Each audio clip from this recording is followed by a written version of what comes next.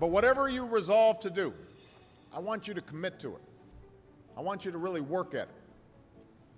I know that sometimes you get that sense from TV that you can be rich and successful without any hard work, that your ticket to success is through rapping or basketball or being a reality TV star. Chances are you're not going to be any of those things. The truth is, being successful is hard. You won't love every subject that you study. You won't click with every teacher that you have. Not every homework assignment will seem completely relevant to your life right at this minute. And you won't necessarily succeed at everything the first time you try. That's okay. Some of the most successful people in the world are the ones who've had the most failures. J.K. Rowling, who wrote Harry Potter, her first Harry Potter book was rejected 12 times before it was finally published. Michael Jordan was cut from his high school basketball team. He lost hundreds of games and missed thousands of shots during his career. But he once said, "I have failed over and over and over again in my life, and that's why I succeed." These people succeeded because they understood that you can't let your failures define you. You have to let your failures teach you. You have to let them show you what to do differently the next time. So if you get into trouble, that doesn't mean you're a troublemaker. It means you need to try harder to act right. If you get a bad grade, that doesn't mean you're stupid. It just means you need to spend more time studying. No one's born being good at all things. You become good at things through hard work. You're not a varsity athlete the first time you play a new sport. You don't hit every note the first time you sing a song. You've got to practice.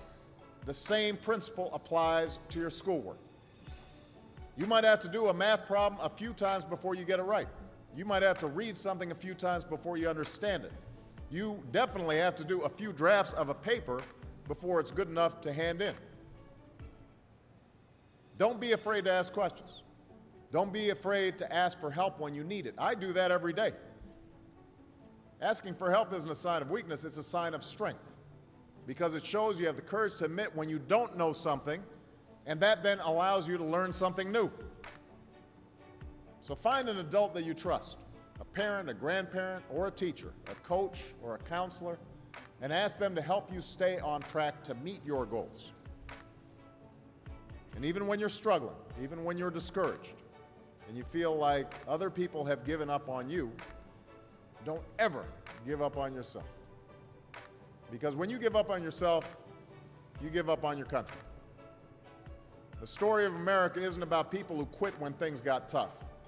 It's about people who kept going, who tried harder, who loved their country too much to do anything less than their best.